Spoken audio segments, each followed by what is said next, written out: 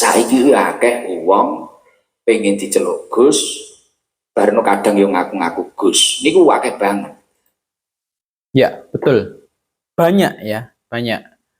Dan seharusnya sesuai dengan eh, gelarnya itu, panggilannya itu. Jangan sembarangan panggil Gus, apalagi nggak jelas asal usulnya.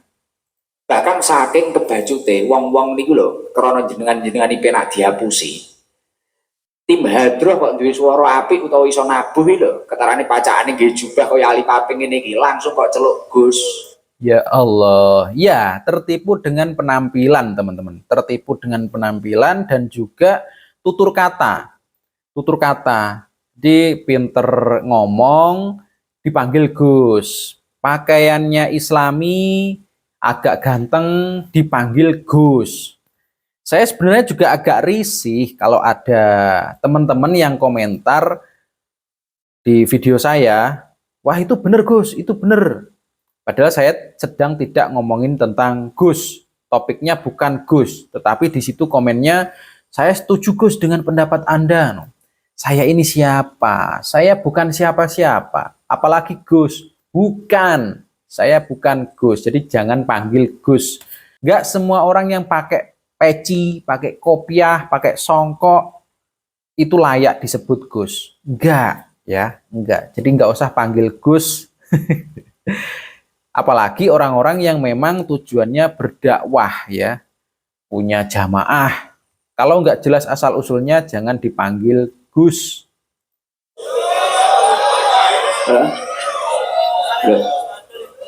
Lah yo aja gampang nyeluk wong Gus. Lho, dawuh Gus Kausar ngono iki. Sik tak rumakno aja ayo paham ono terus kowe kira paham goblok mah.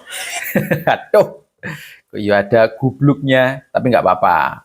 Karena jelas yang digublukkan itu teman-temannya, bukan jamaahnya. Apalagi penjual es. Bocah. Ora paham kowe. Heeh. Rumakno. Dawuh Gus Kausar ngoten niku dawuh Gus Kausar. Lah aku yo bener Wibar. Bener dawuh Guse yo. Panye yo Guse wong alim. Ya, kita tahu Gus Kausar orang yang berilmu ya. Dawuh Gus Kausar ngoten. Saiki akeh wong iki pengen diceluk Gus. Nek ra ngono, wong-wong yo karepe dhewe. Jenengan-jenengan iki lho kadang yo karepe dhewe. Ya. Ya seperti yang saya omongkan di awal tadi. Nggak jelas siapa dia, tapi pakaiannya Islami dipanggil Gus. Yang salah yang manggil, seharusnya tahu asal-usulnya, sanad keilmuannya, harusnya tahu. Ada uang, ketarani kopian, ketarani mencedok uang, labbaik Allahumma labbaik, innal hamda, wa nikmata. Moro-moro langsung kok celuk Gus. Ya, itu nggak bener teman-teman.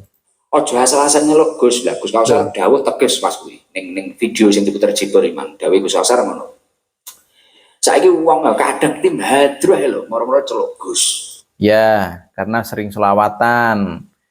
Parasnya tampan, pakaiannya Islami. Yang salah ya yang manggil. Kenapa dipanggil Gus?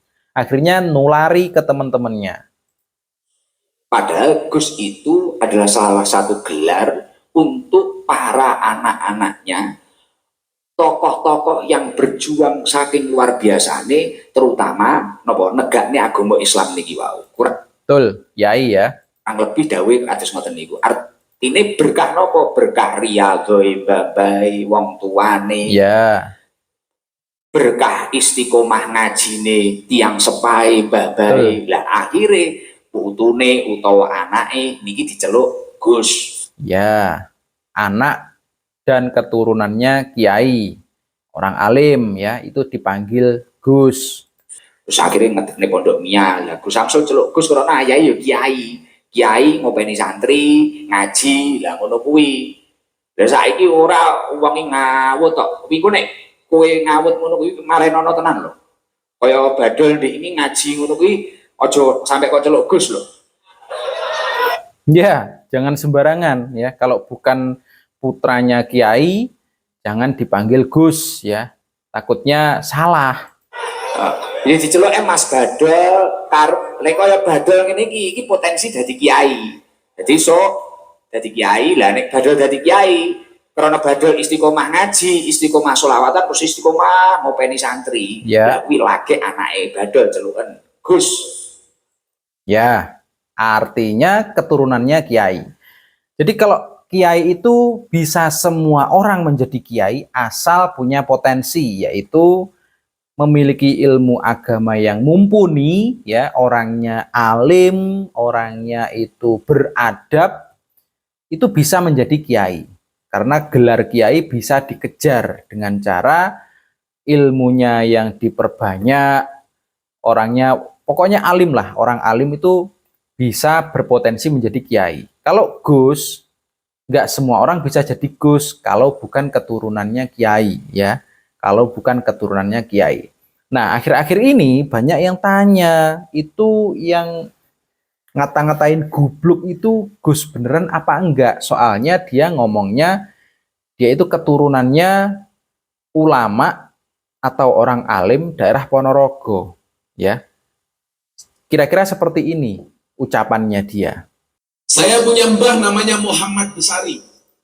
Nah, ini yang saya maksud. Kiai Besari. Saya keturunan ke-9 dari Mbah Muhammad Besari. Nah, ini Pak Miftah ngomongnya keturunan ke-9 dari Kiai Besari, ya. Dan gak cuman mentok di Kiai Besari, tapi juga ke level yang kerajaan loh. Bapak namanya Prabu Brawijaya. Kalau diurutkan, berarti Miftah keturunan ke-18 dari Brawijaya, Prabu Brawijaya. Tuh. Wow. Keturunan dari seorang Prabu. Dan keturunan ke-9 dari Kiai Besari. Itu orang-orang hebat yang disebut, ya. Orang-orang hebat yang disebut. Tetapi masalahnya kemarin dilihat silsilahnya itu ternyata kok nggak ada. Ini buktinya. Raden Kunto Pramono yang merupakan zuriah atau keturunan generasi ke-8 Kiai Ageng Muhammad Besari meragukan silsilah dari Gus Miftah. Ya Allah. Astagfirullah. Diragukan ya teman-teman ya, diragukan. Ini nggak tahu yang benar yang mana. Menjadi keturunan ulama besar tersebut. Ya. Sebagai pengurus Masjid Besar Kiai Ageng Besari, Kunto memaparkan silsilah generasi keturunan Ki Ageng Hasan Besari tidak ada nama Gus Miftah. Nggak ada namanya Pak Miftah. Dirinya juga menyebut, siapapun yang mengaku sebagai keturunan Kiai Ageng Muhammad Besari harus dapat menunjukkan bukti konkret. Nah, itu dia. Bagaimana cara mewujudkan buktinya?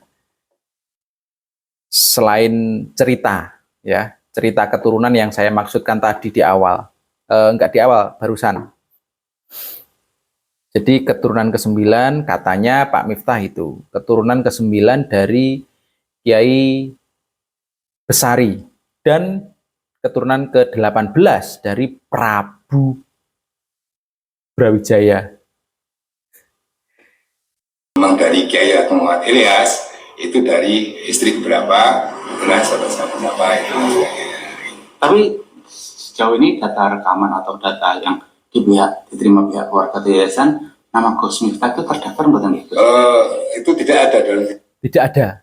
istilah, itu memang benar tidak ada. Nah, maksud saya itu juga saya itu mengharapkan itu memang itu kalau memang dari Kiai Ageng Muhammad Ilyas ya, dari Kiai Muhammad Sari itu dari istri keberapa itu nanti akan ketemu gitu, seperti itu. Setelah saya cek yang mungkin yang namanya ini itu kok nggak ada. Nggak ada. Itulah saya masih merasa ada keraguan lah di situlah. Ya kalau belum ada buktinya memang ragu ya, apalagi yang disebut adalah ulama yang termasuk ulama besar ya, Kiai Ageng Besari, Ki Ageng Hasan Besari Tegalsari. Jadi harus ada buktinya. Nah, cara menyikapinya gimana? Apakah kita juga ikut-ikutan berlarut-larut di situ? Ini saya ada salah satu solusi. Nah, yang penting kalau saya ini Pak Dalang. Nggih. Silsilah nasab itu juga penting. Ya. Yang lebih penting lagi silsilah ilmunya kan. Silsilah nasab itu penting, tapi yang lebih penting lagi adalah silsilah ilmunya. Karena seorang mubaligh ya, seorang mubaligh dipanggil Gus, terkenal, bahkan sempat menjadi pejabat publik, itu silsilah keturunan penting. Tapi lebih penting lagi silsilah ilmunya. Orang yang tidak punya silsilah ilmu yang jelas itu diragukan, keilmuannya diragukan, ya, keilmuannya diragukan. Betul. Dan sanad ilmunya. Nggih. Langkung Kan utama. karena begini. Oh, kadang-kadang kan orang bilang gini, keturunan Tegasari kok ada yang miso-miso, ada yang dasar, ada gini. Nah, itu yang dipermasalahkan.